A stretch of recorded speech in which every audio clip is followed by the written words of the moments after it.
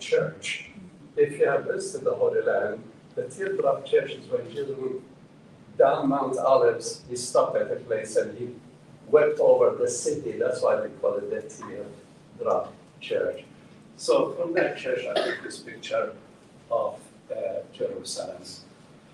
So that's where my family is from. We are Palestinian Christian Arabs from Jerusalem.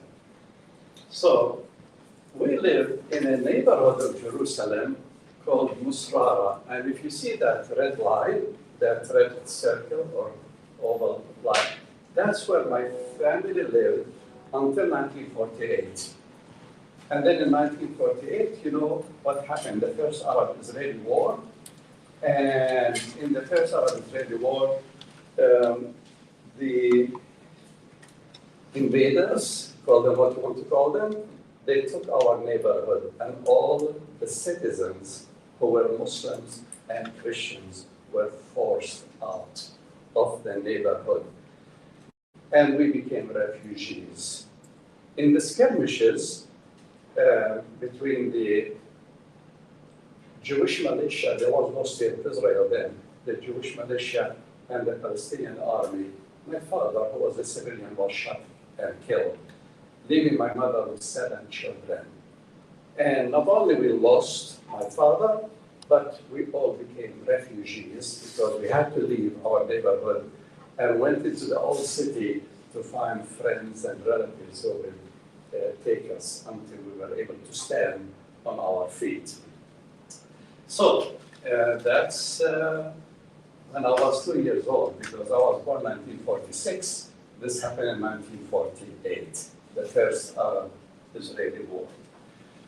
So these are my grandparents, and so you can see these are Palestinians because they live in Palestine. They lived in Palestine for so many years, hundreds of years.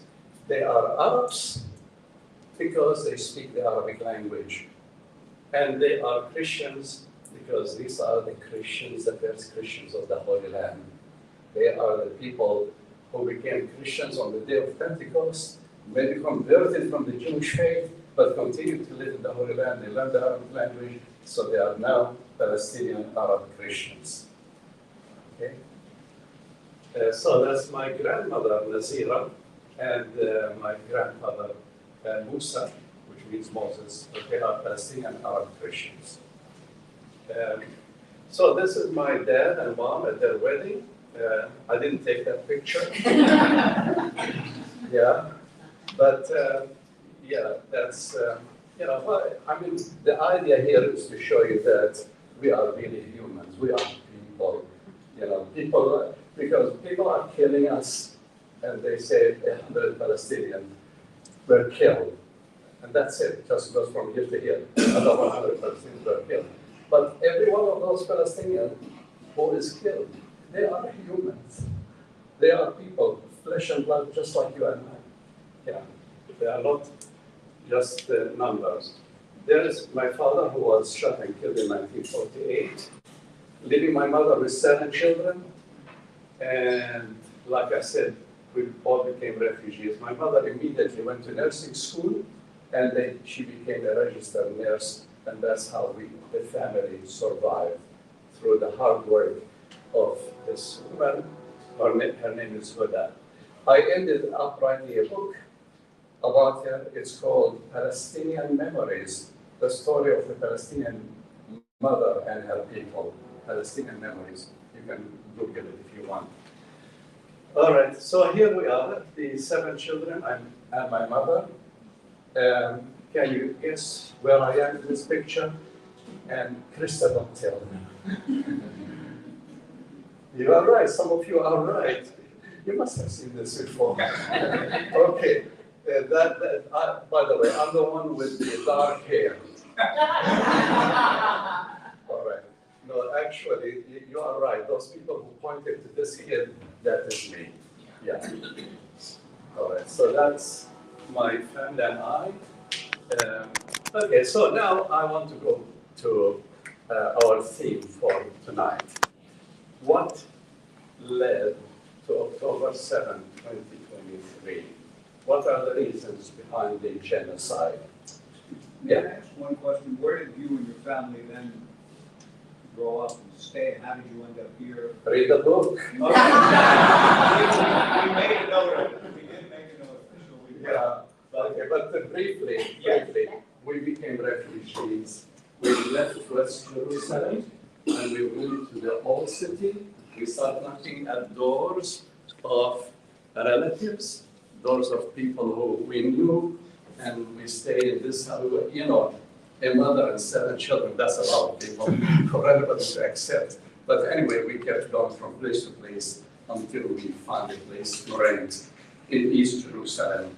And I continued to live in Jerusalem. I graduated from St. George's School, an Anglican school in Jerusalem, and so on. But the rest of the story is in the book. Okay. Yeah. Thank you. All right. Yeah, but I appreciate you asking the question. And next time a question is asked, I promise you, I won't tell you to read the book. All right, but this is really the serious question. What led to October 7, and what are the reasons behind the genocide? Sorry.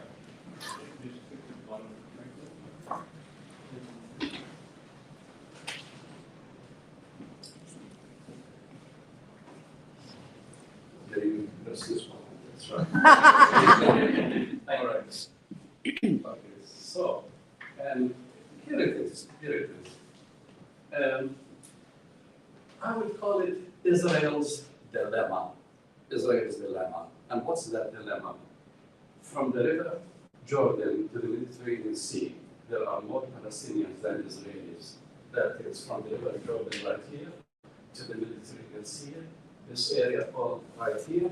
There are little bit more Palestinians than there are Israeli Jews. That is Israel's nightmare. Unless you understand this, it's very hard to understand what is going on in that country. That's the first fact that you need to know. So, I'll continue with this.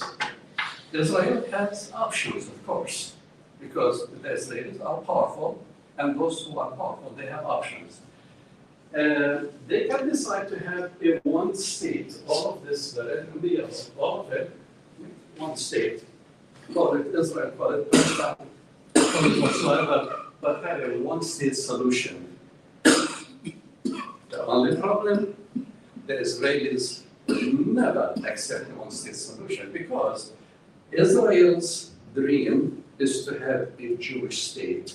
When they have a one-state solution with half of the population Palestinian, that messes up the Jewish or the Israeli dream of having an independent Jewish state in the Holy Land. And if I am in Jerusalem and I'm calling for the one-state solution immediately,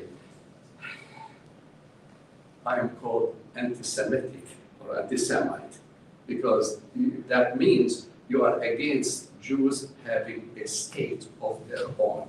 So the Jewish people, not all of them, never generalize, but most of the Jews, especially in leadership today, are totally against the one-state solution. So we go back to the next option that Israelis have, the two-state solution. Okay, let's have 2 states, a Palestinian state in the Gaza Strip and the West Bank, and Israel gets about 80%, which is the rest. Well, ask Netanyahu, and he will tell you, never on my watch, never will have a Palestinian state inside, between the river and the sea. So most Israeli leaders are against the concept of 2 states, one for the Israelis and one for the Palestinians, living side by side. But this is what the international community wants. Wherever you see United Nations or the Arab countries or even the United States officially, they say 2 states. 1 state for the Jews, 1 state for the Palestinians. But Israel today is not ready for the two-state solution. Well, if you don't have one-state solution, if you don't have two-state solution, what do you have? Then you have an apartheid state with Israel have the power and the control over the lives of the Palestinians in the West Bank and the Gaza Strip. And this is how it is today. Today, really, if you live in the West Bank and if you are a Palestinian, or if you live in the Gaza Strip, you know it is an apartheid state. The Israelis may deny it, but in reality, it is a one-state, an apartheid state. Now, many Israelis saying it's bad for us to have an apartheid state. You know, it's not good for us to have an apartheid state. So what do we need to do? We need to thin the population.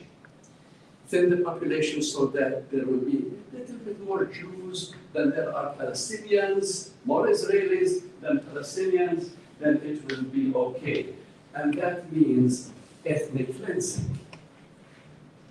And many Israeli leaders, they thought in October 7, this is our chance to do ethnic cleansing. We push all the Palestinians out to the south towards the Egyptian border and then push them out to the Sinai Peninsula.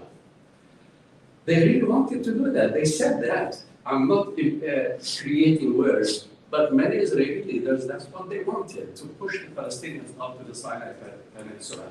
However, the international community went very, very strong about the possibility of the ethnic cleansing of the Gaza Strip. Even Trump, he was talking about ethnic cleansing. Now he is changing his mind because of a lot of pressure on him from the Arab states. He decided, no, let's not have ethnic cleansing. So some Israeli leaders, they thought, well, we can't have this, we can't have this, we can't have this, we can't have this. Let's just kill as many people as we can. And that's where the genocide comes. The genocide is the final solution in the mind of some of the Israeli leaders. That's the final. That's how we can, continue to have a Jewish majority between the river and the sea, is to thin the population where there will be more Jewish people than Palestinians in the Holy Land. So really, this is in short the reason behind the genocide in Israel and in Palestine. We'll continue. Here is Israel's dilemma. Most Israelis are against the one-state solution. Israeli leaders are against a two-state solution. And look at here. This is an Israeli dilemma, a Palestinian nightmare, because it's really hard for us, no matter what they decide, it's hard for us. And a challenge to peacemaking. It's very hard. If they refuse the one-state solution, they refuse the two-state solution, and they proceed with ethnic cleansing and genocide, that's tough for Palestinians and for peacemakers. So October 7 is what we would call, what I would call, a volcano, a political volcano. But what we need to understand about volcanoes and what you understand about volcanoes is sometimes there are tremors before the volcano takes place. And there have been many tremors. And if we are wise, we listen and then we run away. If we are not wise, we stay around and we get burned. But I want to talk about the volcano and I want to talk about the tremors. Here are some of the outbursts of the tremors. In 2008, there was a tremor. And 2010 and 2012 and 2014, 2018, 2021. And then the big volcano took place in 2023. But I used to be there. I used to teach in Bethlehem, and I would go every Thursday to Gaza and teach a class in Gaza. So I'm aware of those tremors. Okay, Gaza was bombed in 2008, and it is called Operation Cast Lead. 1,385 Palestinians and maybe killed, maybe injured, or between this and this number, and 13 Israelis were killed. That's in one of the tremors. All right, in one of the tremors. Then you have, this is a picture out of Gaza in 2008. All right, in 2012, we have another one, Operation Pillar of Defense. In 2014, Operation Protective Edge. With every one of them, hundreds of thousands of Palestinians are killed. But most of you didn't know about it. Hardly ever reached the Western media. And Gaza bomb in 2018, it's called the March of Return. Palestinians went to the wall to try to protest the fact that they have been in siege for 16 years, and the Israelis killed many of them. And then in 2021, another trip, it's called Guardians of the Wall. And then, of course, why? Why are these tremors happening? Well, Hamas, launch rockets against Israel, and Israel retaliates. Hamas killed 10 people, Israel kills 100 people. That has been the situation. Why does Hamas do that? Because most of the people we call Hamas are refugees who at one time, they lived in Israel, what we call in Israel today, and in 1948 became refugees, and they live in Gaza. 70% of the population of Gaza are Palestinian refugees from 1948. And they want to go back, and the only way they can scream to the world, we want to go back, is by shooting rockets to Israel, and Israel retaliates back. And that's the reason behind these tremors. Okay, here it is, 16 years under siege, the Gaza Strip. And I used to drive my car from Bethlehem or Jerusalem all the way to Eretz in the north, and then I get a permit because I have American citizenship. I was able to get a permit to get inside, and I was also the head of a charitable organization. That's how I was able to get into Gaza. And I would teach, and then the next day I will go back. But imagine 16 years under siege. That is hard for anybody. Imagine Eugene to be 16 years under siege by an enemy who doesn't let anyone in or out without a permit. No food, no medicine, nothing can go inside Eugene or outside of Eugene without a permit. The siege was that, and the Palestinian people were sick and tired of the siege. And that's one of the reasons for October 7th. Another reason is the settlements in the West Bank. This is how Palestine looked in 1947, before 1948, and this is how it looks now. And you can see that the Israeli settlements in the West Bank have eaten up Palestine. Expansion of Israeli illegal settlements in the West Bank. And with the settlements came the bypass roads and dissecting the West Bank. And now the Israelis are talking about annexing the West Bank, making it part of Greater Israel. So that really aggravates the Palestinians a lot. Also encroaching on Muslim worshippers at the Al-Aqsa Mosque. The Al-Aqsa Mosque is one of the holiest places for the Muslims around the world. And the many far-right settlers and the religious people in Israel want to turn this back into the third temple, and they want to rebuild the third temple, Jewish temple, in place of the Al-Aqsa Mosque and the Dome of the Rock. That also aggravates the Palestinian Muslims, not only in Palestine, but throughout the world.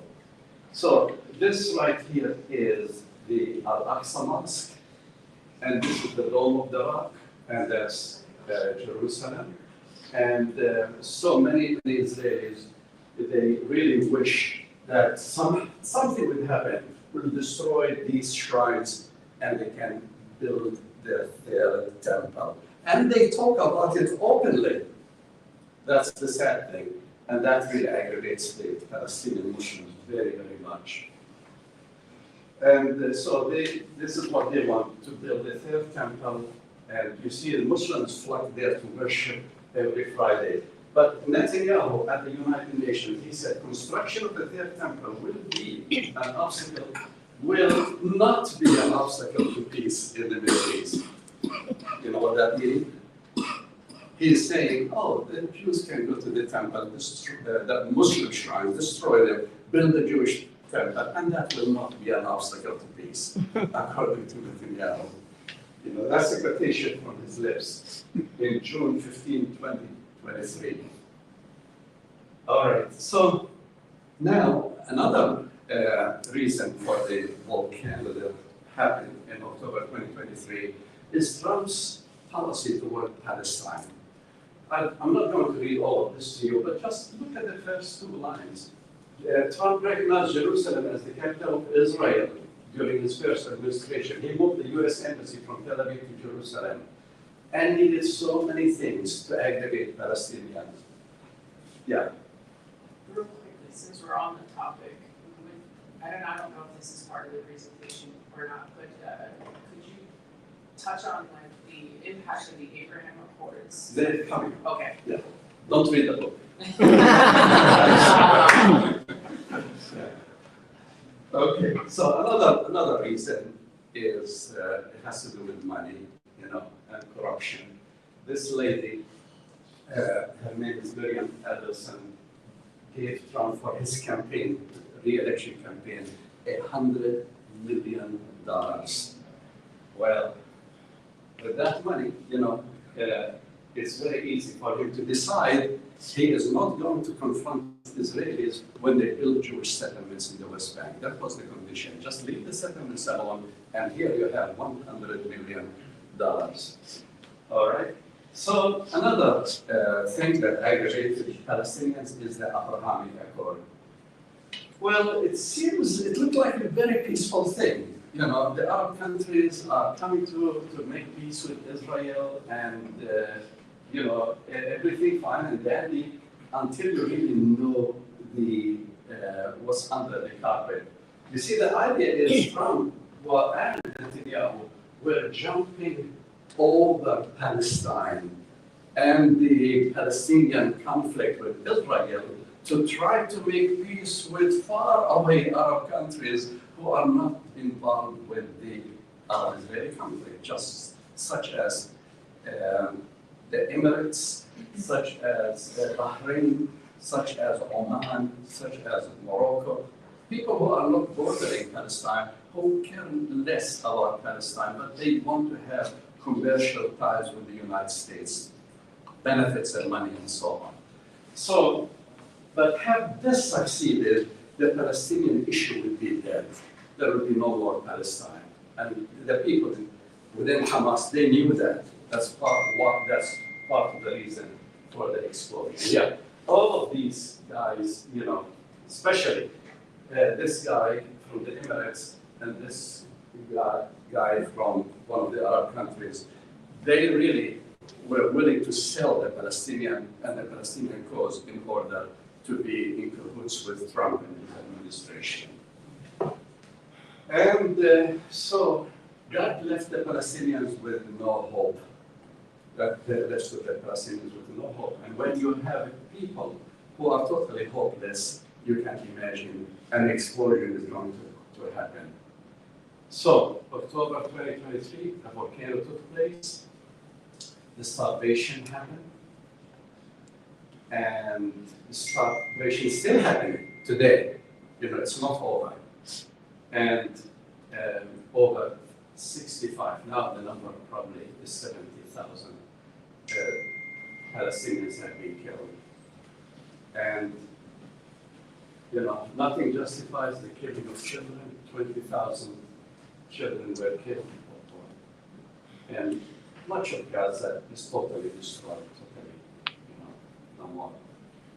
At least 600 medics killed and 79 injured. nothing justified the targeting and killing of journalists, over 200. And why did they do that? Why, Trump was dreaming of building a Rivera in the Gaza Strip, and Netanyahu was building, thinking of annexing the West Bank and ethnically cleansing the Palestinians. Well, I'm glad today we are seeing that their goals have not been met. So they really did not succeed. Neither Netanyahu nor Trump have succeeded in their designs on Gaza because there was a lot of Arab resistance and especially Palestinian Sumud, Palestinian resistance also. All right, unexpected result. The world conscious finally woke up. Most Americans are against Trump's policies in Israel and Palestine. As a matter of fact, about 57% of all Americans want a Palestinian state, Palestinian independent state. So that wasn't like this before October 7. So something good is coming up, something really bad. Many American Jews are demonstrating against the genocide and the ethnic cleansing, especially Jews in the United States, and especially young Jews all over the United States are realizing that what is right, what is wrong, and they are standing for justice. And the nations of the world, look at this map, most of the nations of the world have already recognized the Palestinian state. And these countries, these countries were bending, but right now they are recognizing a Palestinian statehood. So the majority of the world nations are recognizing a Palestinian statehood. And the boycott, BDS, boycott, divestment, and sanctions are really working right now, and the Israelis are feeling it. Israel succeeded in turning the world against it. The nations of the world will not fight until there is a Palestinian state. And you can see this in something like this in the streets of most capitals in the world. People going to the streets in the thousands, hundreds of thousands, and saying stop the genocide and free Palestine. And this is my last slide.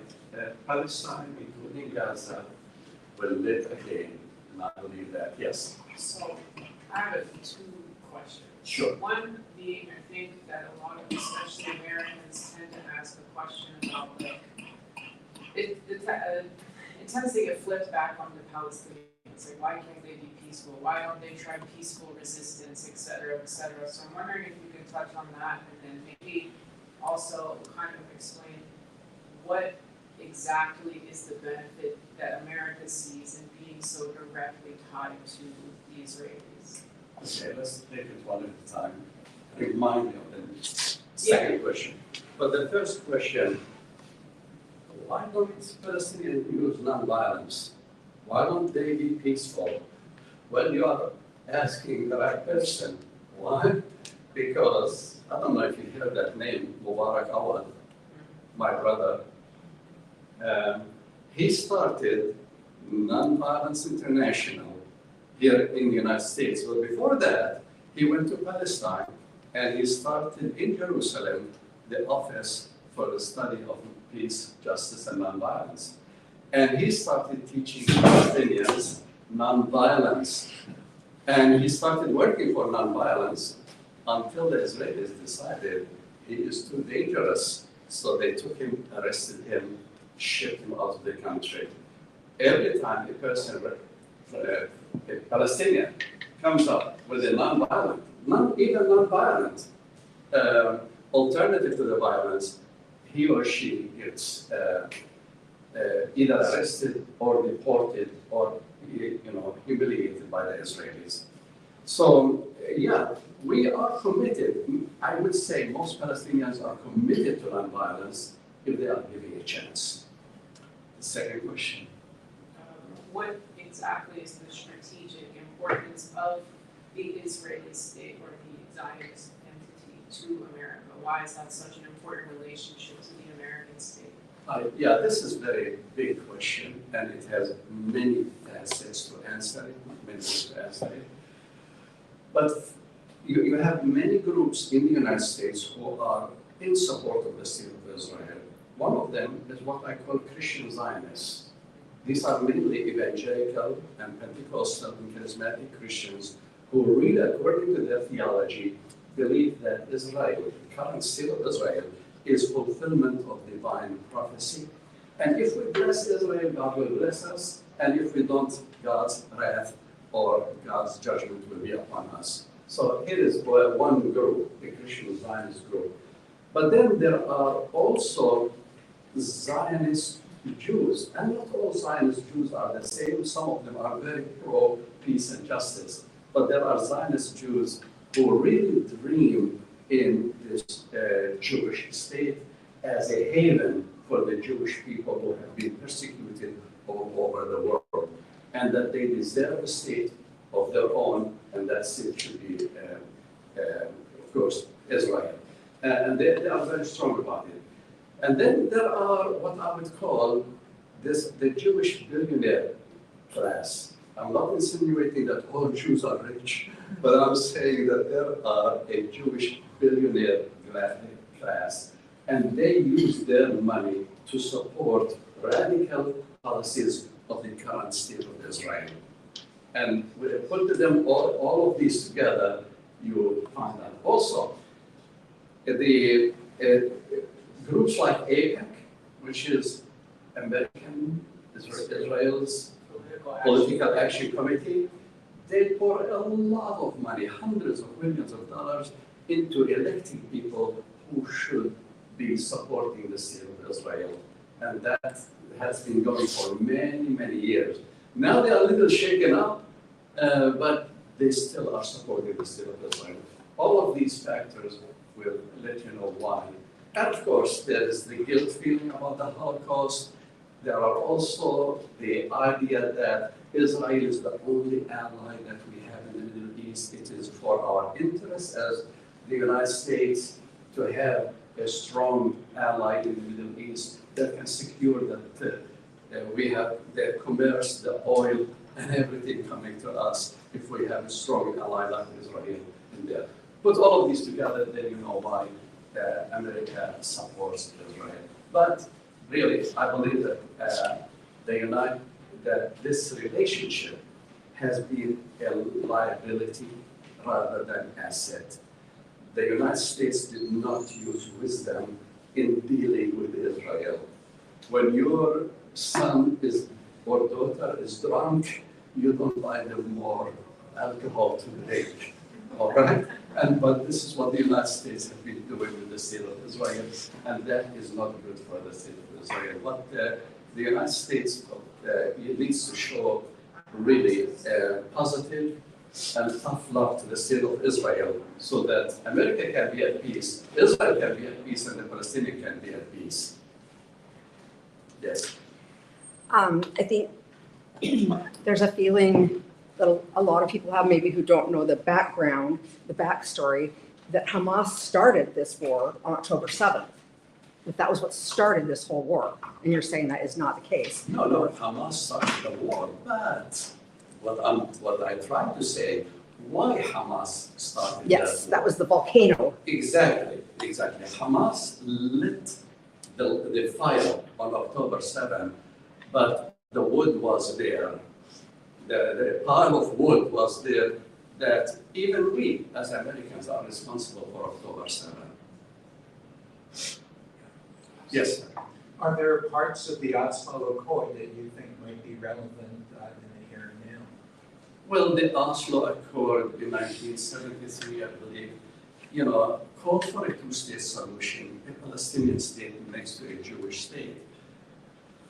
But the people who were the architects of that peace accord were assassinated.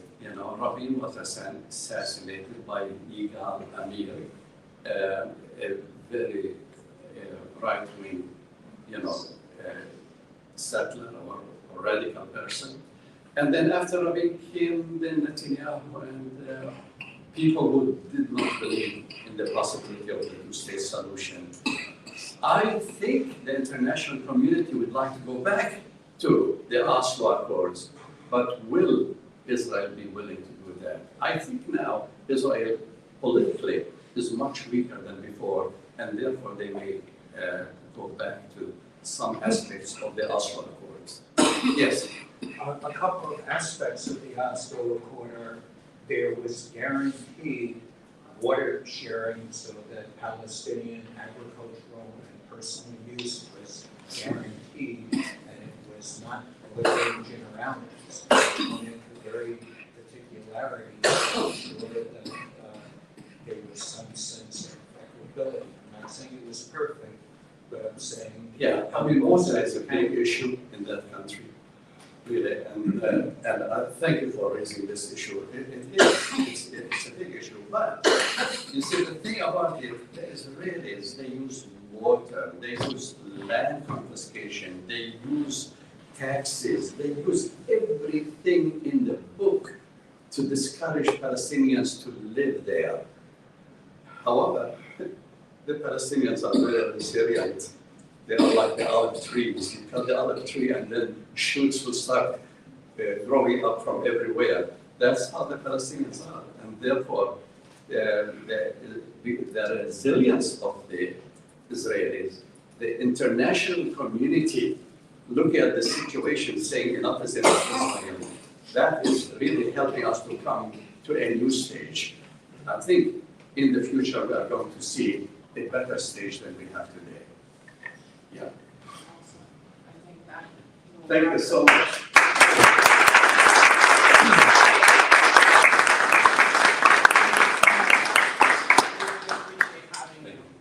We're gonna pass it off to our friend Gaetan here from Congo, who is an organizer with an organization called Friends of the Congo. I believe you guys have your home base in DC, correct? Gaetan? You guys are located in DC, right? DC, we're based in Washington, DC, So we're gonna transition over, and I want everybody here to try and pay close attention to the connections. As this story unfolds, I think it'll be abundantly clear, almost immediately, the connections between Palestine and Congo. The same bad faith actors you may be familiar with after Reverend Alex just spoke.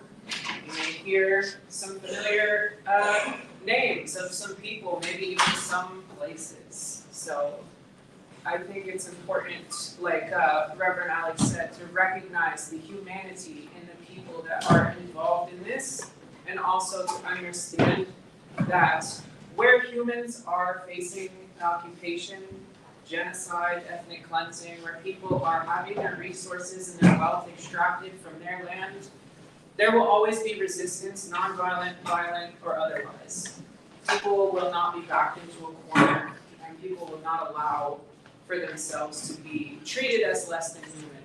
So thank you again, Reverend. It's a pleasure to have you, a privilege to have you, and I look forward to hopefully doing much more work with you in the future. So one more round of applause for Reverend.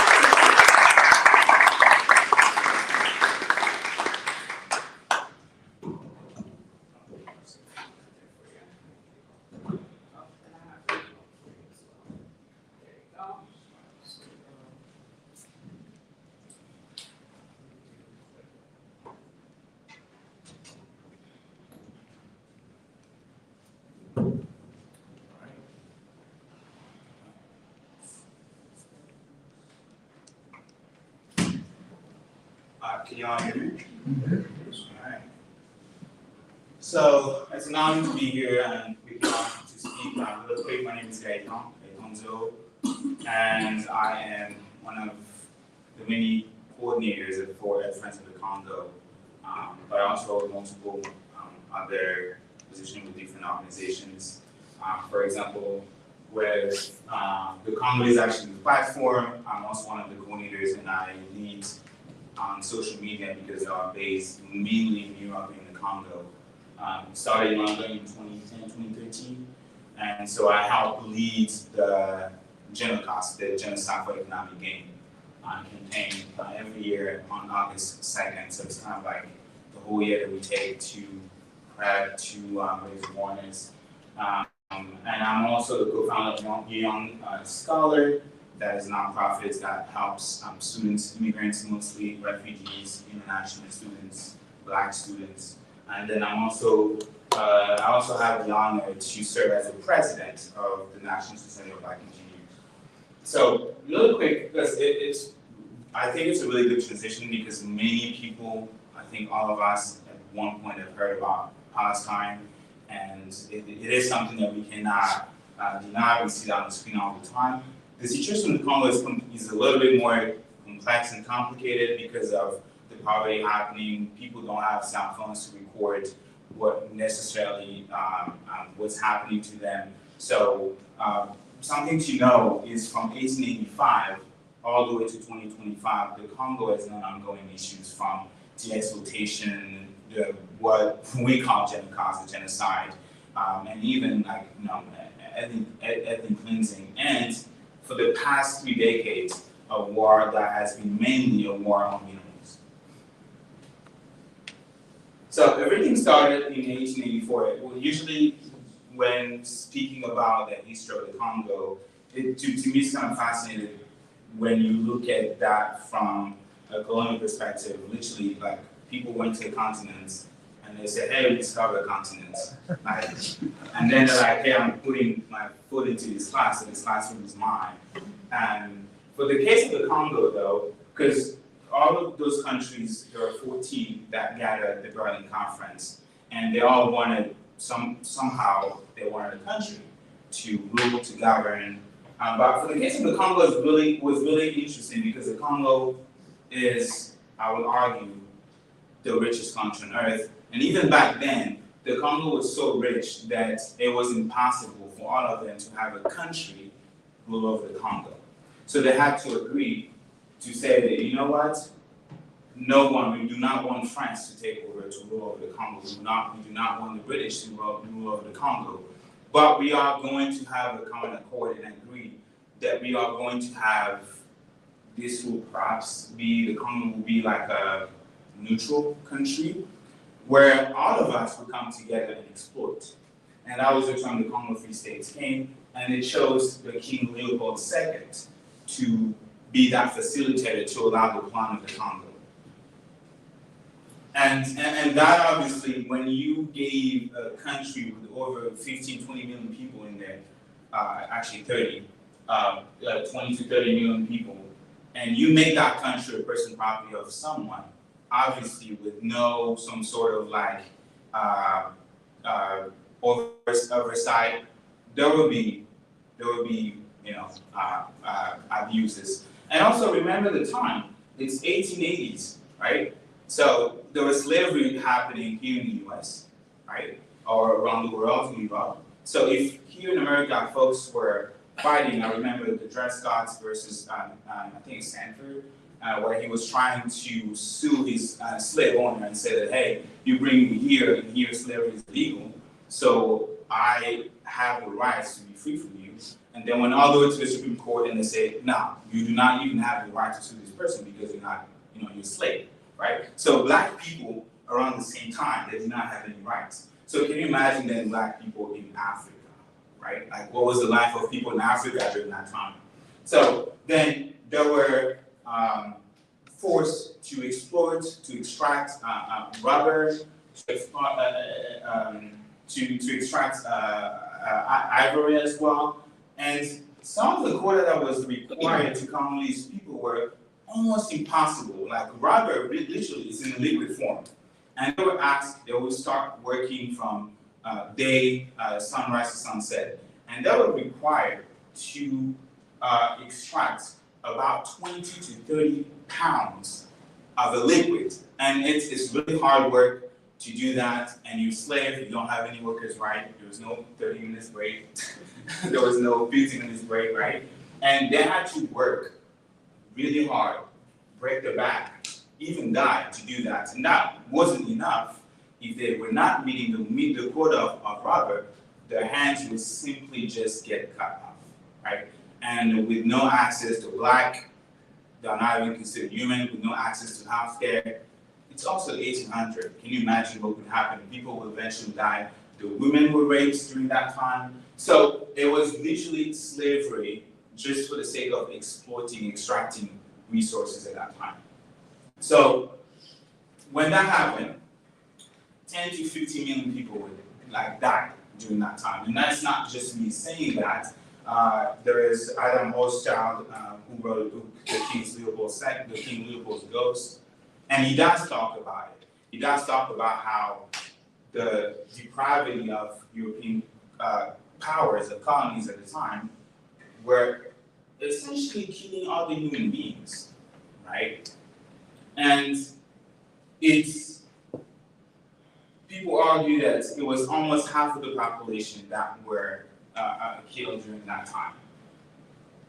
What was the time frame for his regime? We are still, that's during, because the King Leopold II, he owned the Congo as personal property between 1885 to 1908, when they decided, and I will talk about it, when they decided, okay, no more this one man, we're just gonna give you to a country, to the Kingdom of Belgium. And so during that time frame was when the population was halved? Yes. During that time frame, exactly. And I talk about how they decided that they were going to have one person who would facilitate the plan of the Congo. But pop quiz, I know it's kind of like in the beginning. What country do you think was the first to recognize King Leopold II? Yes. The United States? Yes, exactly. It was in the United States on September 11, 1885. Wow. The 22nd president of the U.S., Robert Cleveland, he was the first among all of his peers. And we're in 1800. So the U.S. was probably not on the list on the top dog, right? Like the UK was there, France was there. But it's this man that was brave to say, yes, congratulations, King Leopold II, for acquiring or owning or leading or ruling the Congo Free State. Something very interesting about the words or the term Congo Free State, because I usually tell people that the term Congo Free State was never about the people. Like free, it's not that the people were free. The people were never free. They were not even considered people. It's Congo Free State to talk about the freedom to actually, capitalism, free trade, right? The freedom to actually come with no trade war, no tariffs, nothing, not fear of getting attacked or because you're violating somebody's territory. It's not. It's all of us, we can come, and we all have a license to exploit at the detriment of Black people in Africa. And there was a question regarding what's the interest, and I was earlier, what's the interest of the U.S. to support, or America to support a state that is known to essentially committing war crime. And I found that question interesting because I was also reflecting on the same case happening in the Congo for 100 years, like I'm trying to explain. That to me, it seems like there has always been a contradiction, a deep, intrinsic contradiction between the values from which the United States was created or founded, which usually are shared by the people, right? Because we are people, we have feelings, that we understand what it means to be free, we understand the means, the needs to have free speech, to have rights. But that has always been in contradiction with how the countries ruled, not just in the US, everywhere around the world, even my own country. And the same contradiction will also play a role into how American people saw what was happening in the Congo at that time. George Washington Williams was one of them. And not just American, also British people, like the Caseman report, Roger Caseman was a British MP, and he actually wrote a report and he was documenting what was happening in the Congo. But George Washington Williams' letter is what many consider to be the very first time that the term, he never used the term crimes against humanity, but the way he was describing what was happening to the Congo, it seems like in his letter, he was literally provided a trial against King Leopold II, and all of that, and not just George Washington Williams, it was also Joseph Conrad in his book Heart of Darkness, literally detailing what was happening to Congolese people at that time, and all of this led to this international solidarity, and I want to argue, if people want to correct me, that they can, it's okay, that was probably, that I know, it was the first time that we saw in the history of the Congo at least, right? This sort of international solidarity. Because people in Europe, people in America, they were like, we cannot allow one man to rule over the Congo.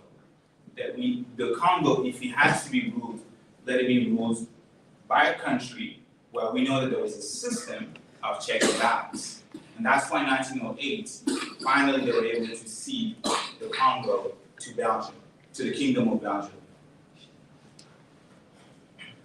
And then a lot of things happened. It's not like now the Belgians are ruling, there was no more discrimination, right? There was no more atrocities happening.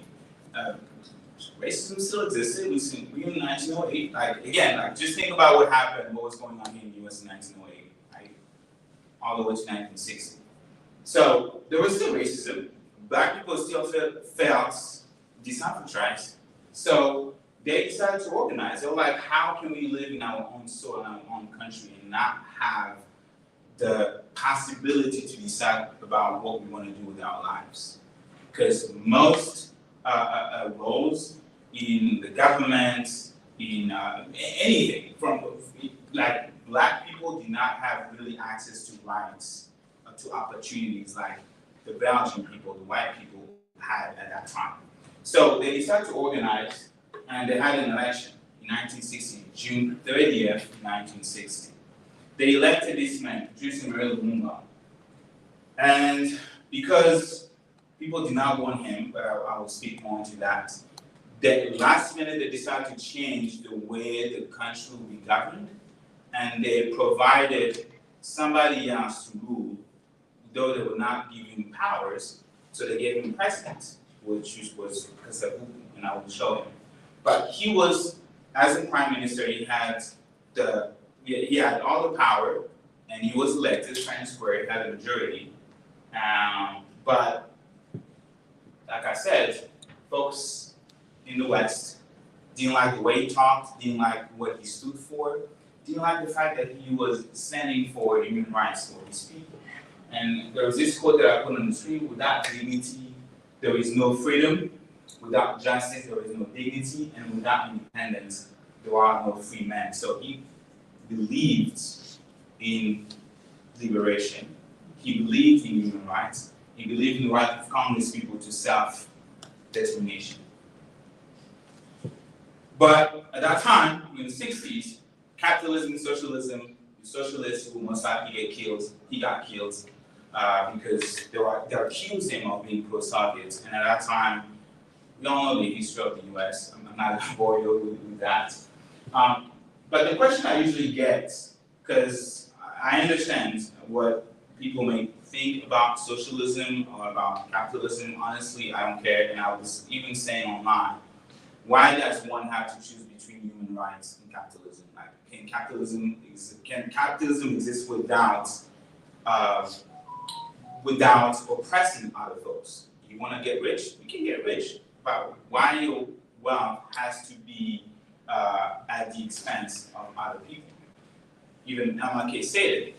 Call it democracy or democratic socialism, but it's got to be a way to distribute the wealth among people, among the children of God. That's MLK who said that. And America honors him every year on January, because I believe that the US believes what he was fighting for. It is the same thing, but Lumumba, when he was asked whether or not he was socialist, he replied clearly. He said, I'm neither socialist nor capitalist. He said that he was a Pan-Africanist. He was a Pan-Africanist, somebody who believed in the liberation of all people of Africa descent. Someone who believes in human rights. So let's not try to say what he was not. We can just read his book, read his word, what he said about who he was and what he believed in.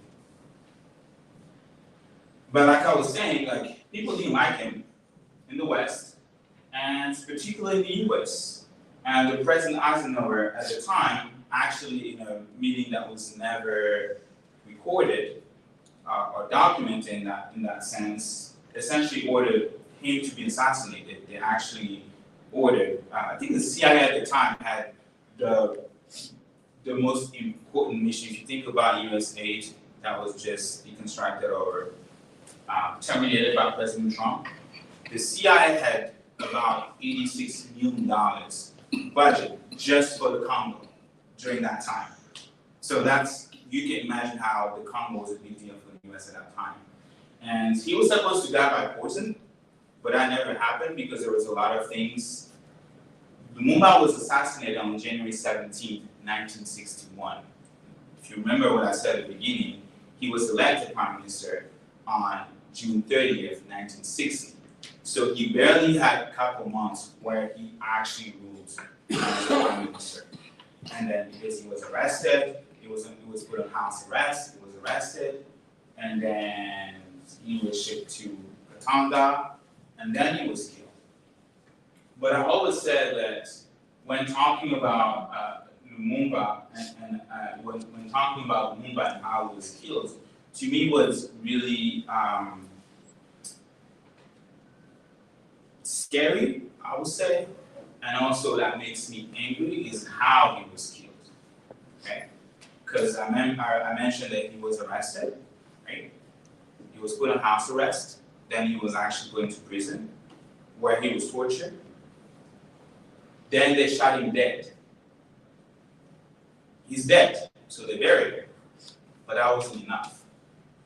They had to dig him out of his grave, or wherever they put him.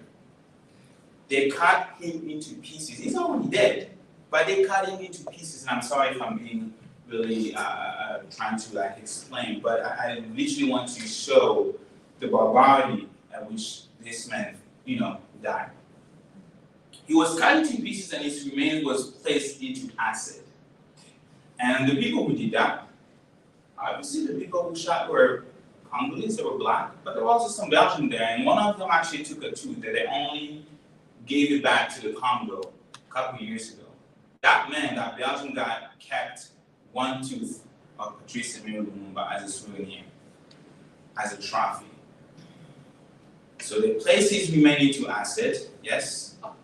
I just want to know, they just assassinated him because they thought he was a socialist? Why go to such extreme lengths? So, like I was saying at the beginning, the Congo was never designed to be a country. The Congo was designed to be plundered, to be exploited.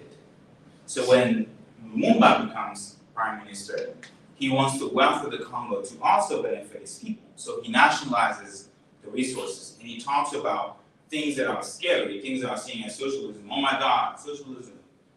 No, he wanted to be able to share all the wealth so that the people of the Congo would also find themselves. They will also be able to afford basic things, basic necessities. And I think he was assassinated because he posed a threat to the Western imperialism at that time. So his remains was placed into acid, and they took one tooth of him. That's the story of Patrice Emery Lumumba. And then, until that point, from 1960, the Congo knew essentially no peace, right? Because he was assassinated in 1961. The president that was there, top left, Joseph Kasavubu, he was president on paper, but in reality, he was this guy, bottom left, Mobutu, with this, I would say, group of folks that he put in place that was actually in the country.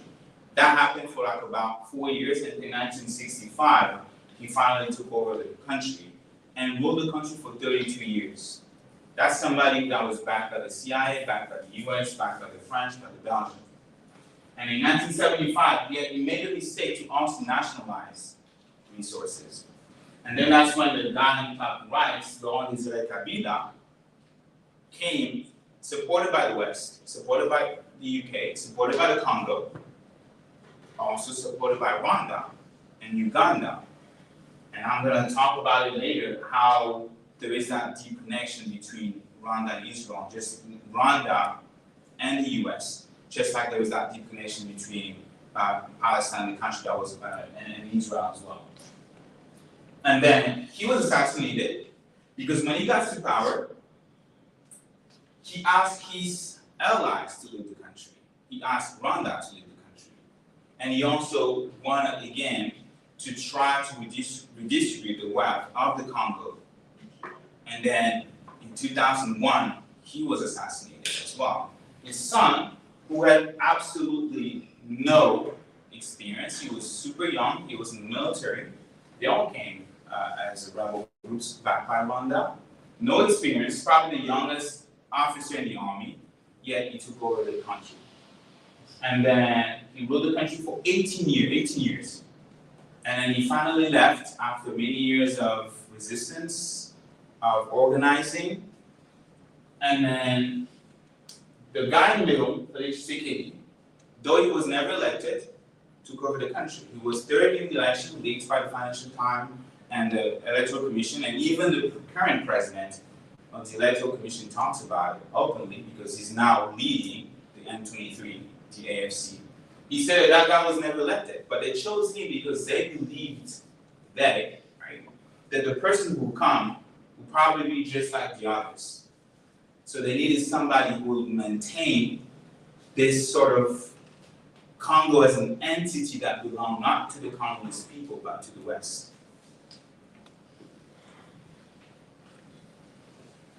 So, but why is that though? Because I mentioned the Robert Ivory at the time. Right now, everybody has a cell phone, right?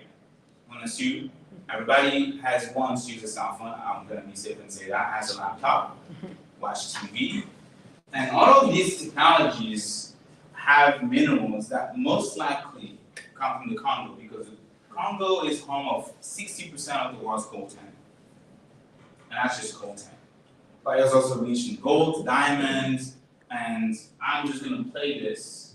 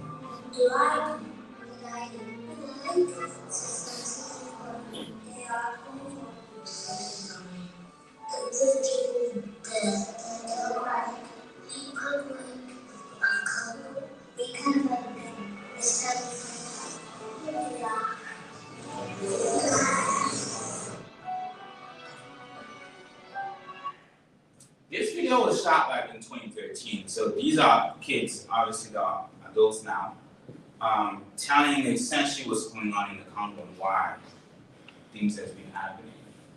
And an overview of what's going on, essentially 3 decades of war, if I have to go back to now modern, 3 decades of war, that involved around in 1998, that's the second war, like a dozen of countries, and that's why this is even called the African War, because of how many countries that were involved into this war in 1998. Because Rwanda, who invaded the Congo in 1996, after Laurent Desire Kabila was assassinated, decided they needed to get out, and then they invaded again in 1998, and that has been the pattern for almost 2 decades, where you have a country supported by the almighty America and the UK and France and Belgium and all these countries funding this relatively small country, these two actually, Uganda.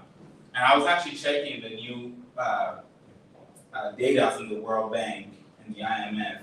The Congo last year had a GDP of about $82 billion. Rwanda is about $15 billion. I forgot about Uganda, but Uganda was probably 60 or 62. So even when you ask yourself, how come Rwanda is able, Rwanda and Uganda are able to destabilize the Congo for years, 2 decades. Like there are literally people who are born into war. And my brother said that 70% of folks in Gaza are refugees.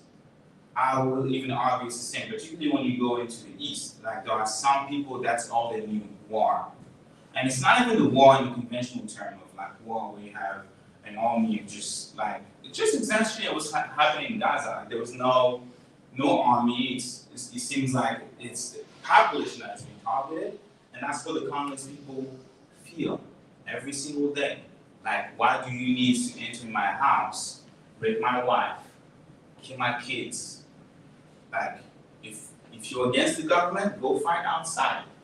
Don't bring that war into my house. So many questions like that when I look at what's going on in Congo, I look at what has been happening in Palestine, I really see a similarity there. And then the key rebel, I'm not going to bore you with all the acronyms, but long story short, Rwanda has consistently, and Uganda, they have consistently backed militia groups to rule or to create chaos. Consistently, since essentially 1996. The reason that they always give is they need to defeat the FDLR, who, I don't even know how to explain who they were, because in 1994, when there was the genocide that happened in Rwanda, the group that was committing the genocide was the Interahamwe. And in 2002, when there was an agreement between the Congo and Rwanda, the Interahamwe was being, I would say, trial, at the International Criminal Court. But the same year, we also had the birth of the FDLR. And you're not going to see in any of the documents released by the UN in 2002 them mention the FDLR. That was in 2002 when they were trying to dismantle the group that had committed genocide, the Interahamwe. Fast forward, the FDLR are now used repeatedly as an excuse to go deep into the Congolese territory, kills women and children, civilians, 5.4 million people dead. These are number of the International Rescue Committee, and that was in 2007, because ever since the international community, funded majority obviously by the US seems to be carrying the whole world, they've stopped counting the death. Why? Because when you stop counting the death, you also stop looking at accountability about who is committing those deaths. So you don't want to open your eyes, just like in Gaza, you just stop. It seems like the number stopped to 65,000. Like you look at sources, it's just like, oh, in Gaza, 65,000 dead. A year later, 65,000 dead. Because people are tired, they don't want to be facing the consequences of perhaps the silence, perhaps the complicity. Same thing in the Congo. 2007, that was the last time. Though the UN in the Congo, the United Nations mission in the Congo, is the most expensive and the largest in the world.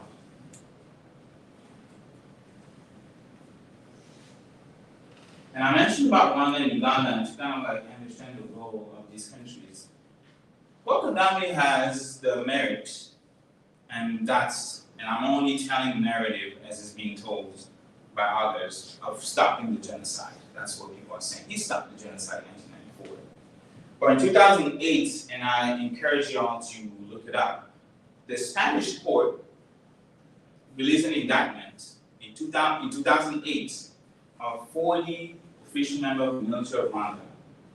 Paul Kagame is one of them. They accused Paul Kagame and his officers of committing war crimes, crimes against humanity, and genocide. That's not me saying that. That's the Spanish court that issued a warrant, an indictment in 2008. Because they said that Kagame knew exactly what he was doing. That just like we heard in the previous presentation, that those who say that they want peace, actually they do not want peace. Kagame is among those people. and he has been president since 2002, I believe. At least 20 years that that dude has been in power. Museveni, 30 years. He's probably, I'm 32, he's been probably president, I think he's been president since 1986. Somebody can correct me. That's a long time. And if you're in power for that long, you got to have committed some war crimes or corruption, some crimes somewhere for you to be able to be in power for that long, right? But that doesn't matter to those who finance them, who fund them, because they bring stability. Because even if the US has law like the Public Law 105-456, which says that the US Secretary of State has the power to withhold aid to any country that is destabilizing the Congo. And look it up. Public Law 105-456. Despite all the evidence that we have of these countries committing war crimes, of these countries destabilizing the Congo, there was actually a court order against Uganda in 2022, the International Court of Justice, the same that is right now, trying to determine if there's genocide in Gaza committed by Israel.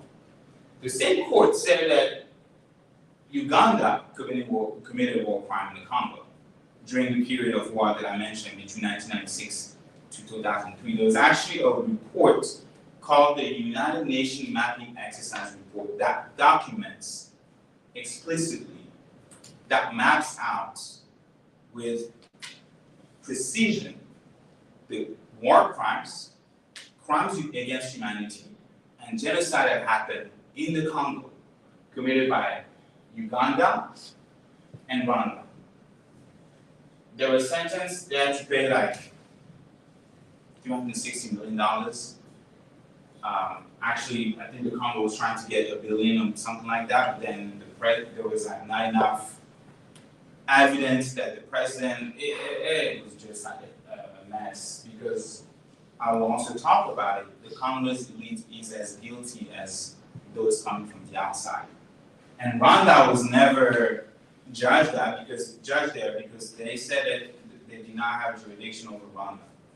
But I think things are changing now, because we've seen the same thing with Russia, that the ICJ says that, hey, we're gonna investigate for war crimes and crimes against humanity committed by Russian forces in Ukraine.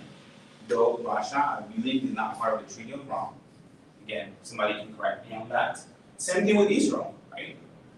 But then the country where you're committing the crimes did sign the treaty that protects them, that gives jurisdiction to the court to investigate, try, indict, and arrest people.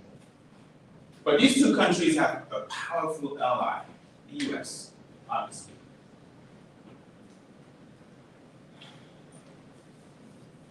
And like I was saying, that the Congolese elite is as responsible as the foreign force that have been destabilizing the Congo. And I would love to talk to you about the US law that the American government is not implementing. I mentioned the Public Law 105-456, asking the US government, the US Secretary of State, right now Marco Rubio, to withhold aid to any country. So Rwanda will be one, Uganda will be another one, because they have been destabilizing the Congo. But there is also the Child Soldier Protection Act, I think, Child Soldier Prevention Act, that also asks the US to withhold aid to any country that is somehow involved into recruiting children and soldiers. Rwanda, who is backing militia groups, has been doing that. The Congo also has been doing that, because there is another law, I think it's 106, the next one talks about the same thing happening to the Congo.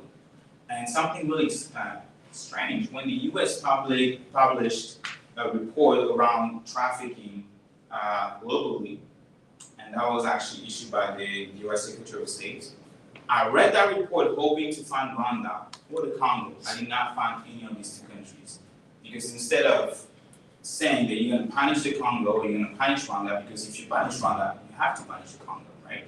As parents, if two kids are fighting, you punish both of them, right? But they said, like, you know what? We're not going to punish any of them, because we are somehow benefiting from these fights. So none of these countries were actually mentioned. The Congo and Rwanda are not even mentioned among the countries that are recruiting children as soldiers. And I'm Congolese, and I can go all day about the Congo, but when there is injustice, I'm gonna speak it. So when the Congolese government is also committing crime, Friends of the Congo, we have not been shy about talking about human rights, about injustice. We have been saying that. And the international community also is really involved, and I mentioned about the UN, how the UN essentially has the largest force in the Congo, but yet there is absolutely nothing tangibly done to stop the war, to stop the atrocity. 7.1 million people displaced. That was the number from the International Organization for Migration last year. 7.1 people displaced just in the eastern part of the Congo. And now when we come to understand the connection between the Congo, first there is this global oppression, because I keep saying that the oppression that the Congolese people are facing is global. So when we organize, when we mobilize, when we educate, when we teach, we also need to look at that from the international perspective. Because the people who are plundering the Congo are not Congolese, right? Like these minerals come from somewhere. I don't know any Congolese company that is making anyone, but he's based here, Okapi. But I don't know any Congolese company that is making cell phones in the Congo. There's not. I don't know any Congolese companies that is making weapons. I don't know any companies in the Congo that is making cars, right? So when you look at the things that we have as human beings for our commodity, for our everyday life, then you get to understand better why it is imperative for a system to have a kid's mind, because it's cheaper to have a kid's mind the coltan that you need. Why you have workers in the mine in the Congo that are underpaid? Because it's cheaper for the system to do that.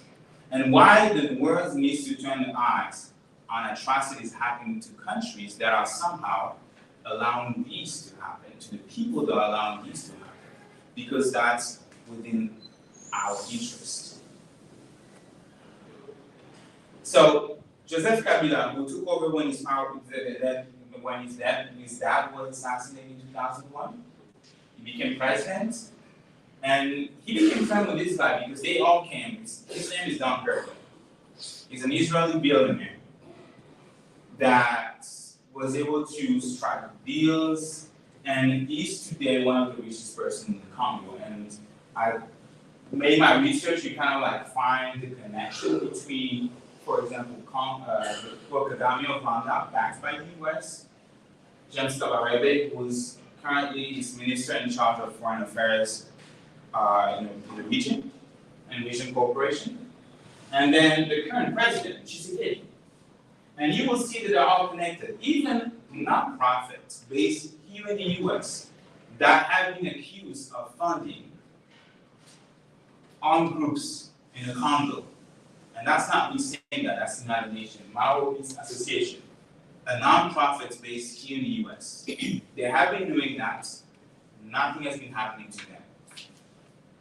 And Don Kirkland, why is this relevant when we're talking about this struggle or the connection, the interconnection with Palestine? Because Don Kirkland is owning two companies that I know, probably is more involved more than that. And these companies, before I actually go there, he's making, with the deal that he struck with the Congolese government, about $254,000 every day.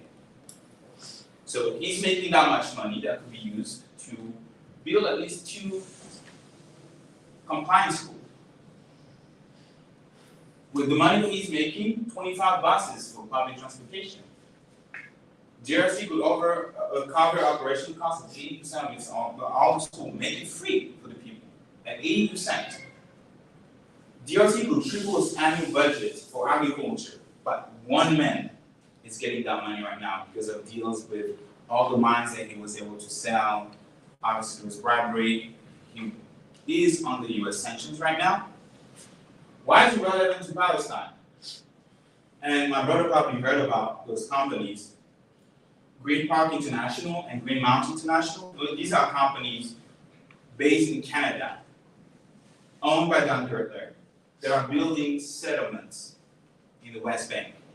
So he comes in the Congo, he plundered the Congo, he bribed leaders, he gets deals, $200,000 a day, and then invest his money that he stole from the Congolese people into companies that will ethnic cleanse so they could build settlements in the West Bank.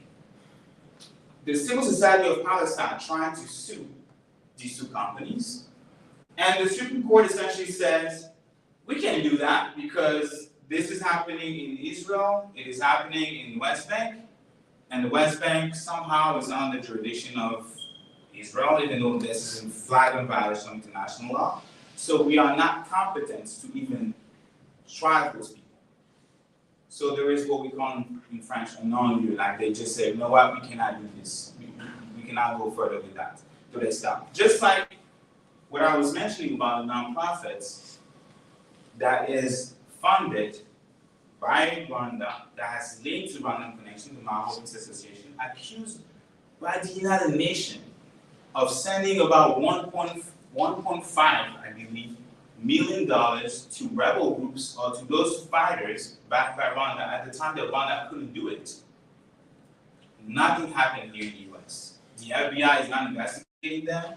They are definitely not getting threatened. They live peacefully, just like these two entities in Canada. And then president who became, this president who became president in 2018, like I said, he never won the election. And then his very first trip in the US, he spoke at APAC. We spoke about APAC here. Because obviously United they don't have legitimacy, so you need allies. So he went to APAC and spoke. I didn't follow the speech because I already know what he was trying to do. Trying to have his own little down there. And it works, right? Because he's bestie with the Prime Minister of Israel. And Israel has been training its Republican guards, accused of committing war crimes, killing civilians that was protesting, and we talked about it, the Friends of the Congo, against the UN who was not doing anything. 150 people killed in Goma. Yes. Quick question, because I actually was not privy to Tshisekedi's relationship with Netanyahu, but I am really familiar with Kagame's relationship to Netanyahu. So how does this juggling of two opposing forces and two opposing interests in the region of Kivu and Katanga, like how does that work on an international scale? Yeah, I will get to that, yes. Cool.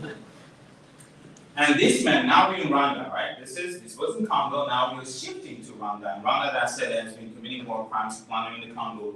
And this man, and that's just an example, Isaac Fisher, I apologize for butchering his name. He was appointed in 2023, the chairman of the board of directors of the Rwandan Mining Board. And one of the roles of that mining board is to trace minerals. So if there is an entity, a governing body in Rwanda that will know exactly whether or not the minerals are being extracted illegally in the Congo, his governing body will know. But he was appointed by President Kagame. And to respond to your question, a few years ago, when Israel decided to open an embassy in Rwanda, the Prime Minister of Israel said that Rwanda is an extension of Israel. And Rwanda, who has done a genocide, just like Israel, has successfully used genocide for an not economic, but for its own purpose. That, yes, people were killed, but we're going to erase the people who were killed and only focus on one tribe. that was killed. Because I mentioned the 2008 indictment from the Spanish court talks about people from different tribes in Rwanda that actually were killed, right? Not just the one that we hear from the Rwandan narrative. So you have somebody whose people, the vast majority of them, were victims of genocide. Then you use that as a way to justify why you consistently need to go in the Congo, invade the Congo, kill them, plunder the resources, because you're fighting those that you said are threats to your security. And I think we've heard that somewhere else too. That we need to go deep into Congo's territory as a defensive measure. 5.4 million people dead, 2007 report, defensive measure. This year, 2025, from the Goma assaults, the Goma battle, it was reported by the UN that at least 3,000 people died. But they said that is defensive measure. So you are defending yourself in other people's territory within the border of the Congo, far from yours. You know. And there are many aspects that I would say. There was also the land grabs, obviously, that we see in Palestine, that we also see in the Congo. There's also the resources, which I have spoken land. There are a lot of resources that in Gaza that people probably don't know. Gaza is super rich, right? So that's kind of like the similarity or the connection that I can make. There are many more. And I talked about the role of the Rwanda Mining Board that knows, if there is somebody that will know that these minerals are not ours, though we're gonna have posts saying that these is an accomplishment because Rwanda is exporting for the very first time in a violation of the Dodd-Frank Act of 2010, violation of the Public Law 105-456, because you have people who's an Israeli, I probably didn't mention that, but he's from Israel, as the chairman of the board. And he's not just from Israel, I did my research. He also was the treasurer of the Likud party, which is a ruling government, the ruling party in Israel today.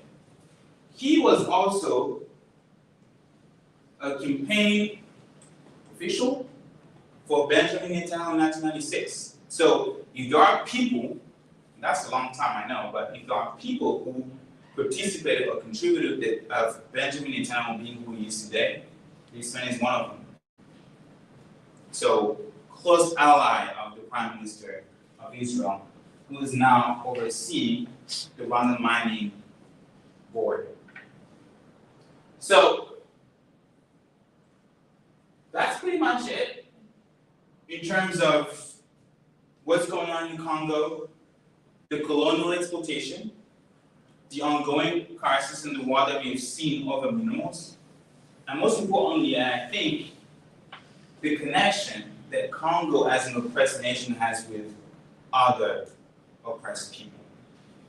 That when you are able to understand, try to wrap your head around the fact that you essentially have a country, because we are in America, that is the headquarters of the United Nations, that literally is the architect of what is called international law, but somehow close its eyes whenever it will say here a son, a daughter, or whenever one of its allies is committing war crimes. Let it be in Gaza, in the Congo, or in Sudan. Thank you.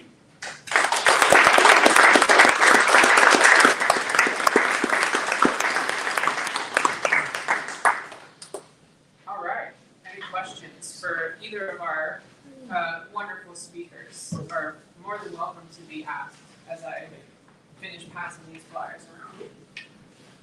Oh, I think that's good, actually. This may seem, after all of that, and very important thing you said, but I was struck by your reference to Heart of Darkness. Did that have some influence in creating awareness Yes. about what's going on? 100%. And when I wasn't busy with life and time, I used to read It's actually books. Yeah, not just about atrocity happening in the Congo or around the world, but things that I actually enjoyed. And the way I see reading, when you read something, you can imagine live and it's super easy what's going on because you are open to imagination. And when you have Joseph Conrad, who was really popular at the time, writing about what was happening in the Congo, detailing what was happening, people were reading it and people were imagining, is that really what's happening to people? Because again, it's the 1800s, right? Like 1900, something like that. Like, it's not like people have they could easily travel, right? Then you just imagine. So when you imagine something that is happening in other places, sometimes you're gonna reference maybe yourself, right? You can easily empathize when you read a book about somebody getting strangled, because you know what it feels to be strangled. And I think that the fact that we had around the world writers, that's why it's very important for people to write and document every aspect of things happening to them. And you had writers at that time writing about what was happening in the Congo, and something coming from obviously somebody that you trust, somebody that looks like you, somebody that you admire.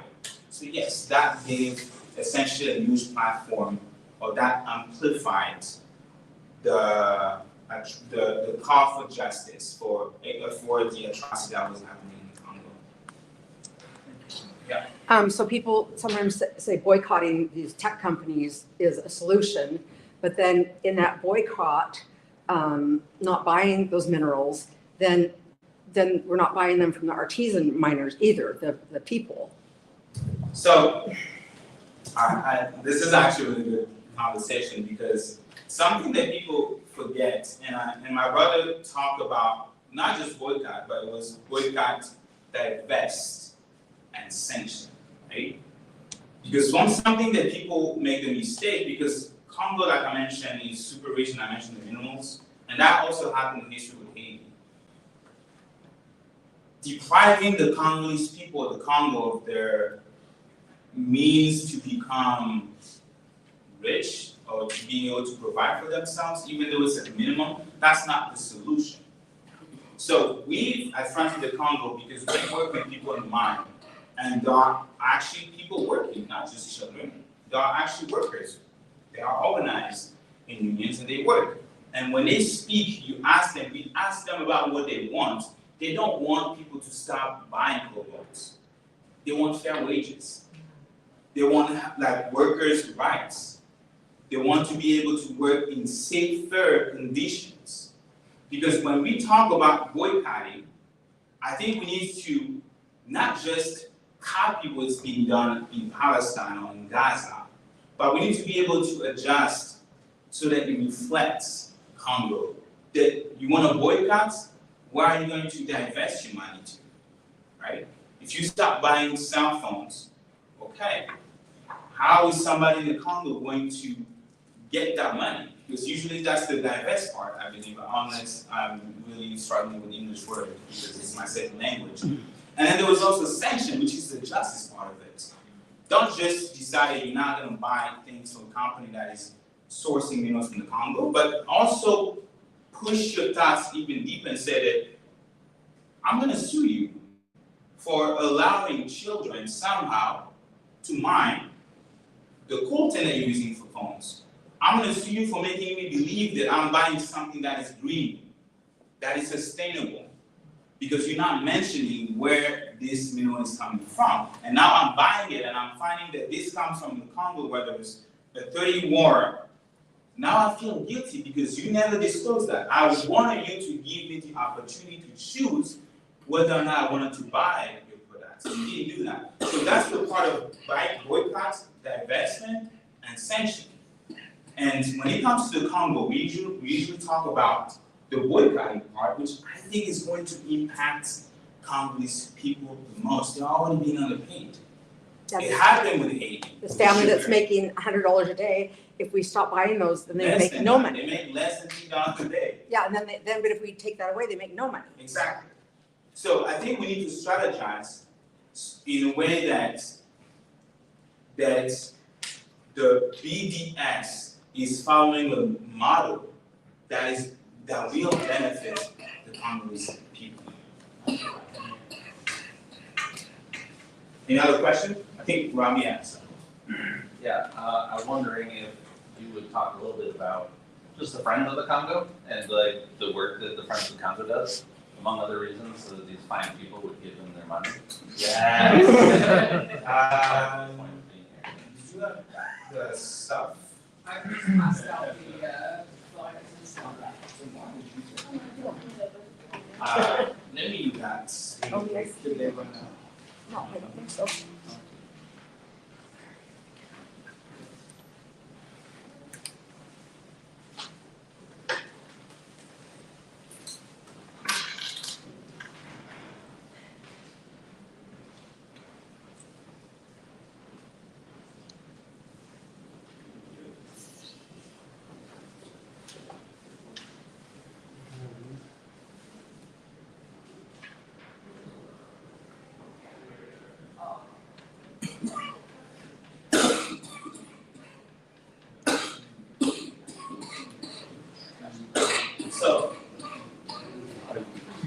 So Friends of the Congo is a 501c3,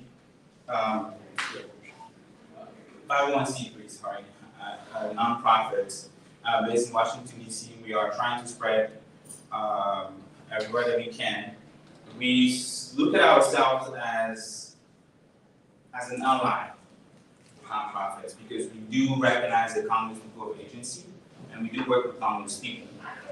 I'm Congolese myself. That not only we have agency, but we also can speak clearly about what we want, about how we want things to be done. And the question, very good question, I appreciate you for asking that about the boycott part, because usually people speak for us about what is good for us without actually asking the Congolese people. And Friends of the Congo was started in 2004 in this Pan-African spirit of wanting to essentially provide a lasting peace in the region. You know, if you see when we talk about peace, there's that justice component. And we've been working with folks in Mines, we've been working with the Sanja Coalition, with Yole Africa, with Synergy des Femmes, Synergy of Women. And you almost never going to see us in the background because we're not about showing what we're doing, but we're about advocacy, we're about justice, we're about also helping and supporting folks.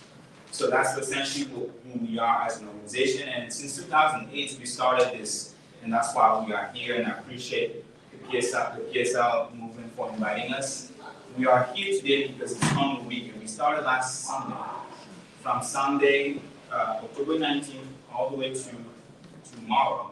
To tomorrow, 1 week long of educating folks, raising global consciousness about what's going on in the Congo. It's been really hard because we have a country that speaks French to start with, and then now you need to be able to raise awareness. I mean, we've been doing this work for, like I said, 21 years, and Congo Week is literally this 1 week long event where we get to go to campuses, where we get to go to places to speak about what's going on. So in terms of like what or how we can do, and I only put this there, but because the work that we do obviously, you know, supports financial support, because of also the people that we are helping supporting back home, whether there are minors who are organized, whether there are women, whether there are displaced folks. But besides that, because I always said, and I've spent a lot of minutes speaking about that, what is going on in Congo is not a matter of charity. And we are really appreciative of your money, but it's a matter of US foreign policy. It is a matter of British foreign policy. It's a matter of French foreign policy. So as an American, a citizen who get to vote, who get to elect your leader, who get to shape the policy of your country, how you can help is being involved. How you can help is joining Friends of the Congo's long list of volunteers, because we got a lot of work to do. How you can help is to speak to your congressperson. Ask them, why is the taxpayers going to Rwanda? So that they can plunder and killing the Congo. Why is the taxpayer going to the Congolese government without any sort of oversight, if not just to use that money to blackmail them because you're providing them with aid, when you well know that they're going to siphon that money for themselves? And the people are never going to benefit. What you can do is organize with us, with all the organizations that see Congolese people not as commodities, but as human beings. So freecongo.org, easy you can see, easy step to how you can be involved and help Friends of the Congo. Not just Friends of the Congo, because I said earlier that oppression is global, so must be our fight for justice. But also help because our fight, if Congo can stop a Dan Gertler to come here, there won't be a Dan Gertler financing a settlements company, a company that is creating settlements in the West Bank, right? So, because we are all connected. So this is how you can happen. Appreciate you for the question. Thank you. Right on.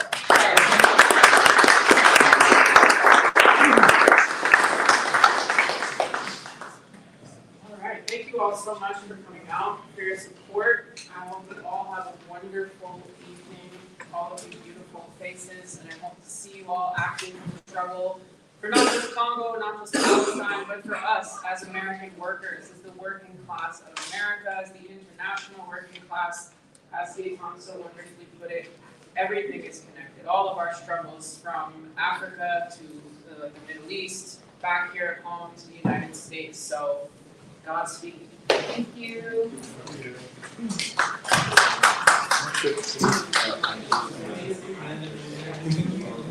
We are very happy to. But Meta, he's interested in coming to one of his conversation meetings, basis meetings, so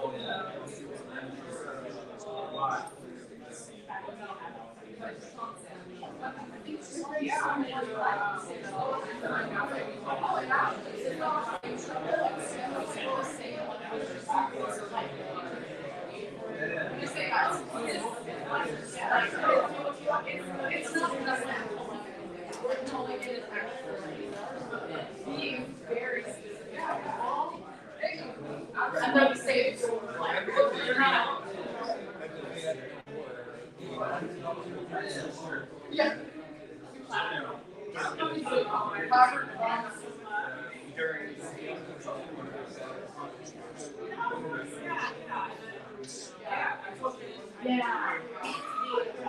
Yes.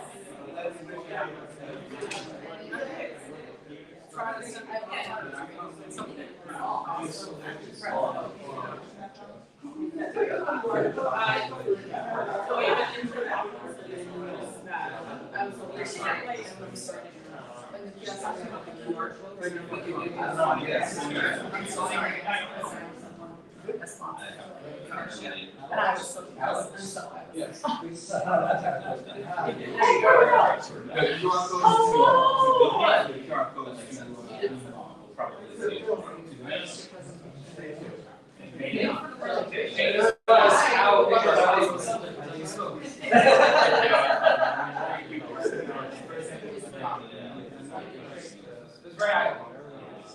I do. Yeah, so I think Monk has, about introduction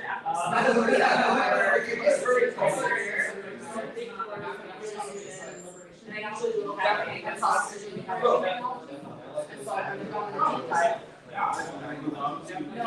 I'm going to deep dive. Yes, okay, yes. I am aware of the deal, okay, that's, okay. Okay. Okay, I'm so, I actually, it's funny, I actually, two of you, or two people I want to talk to work about this very thing, faith as a catalyst. Yeah. We've been thinking about and brainstorming, doing some kind of a speaker series or something about faith as a catalyst for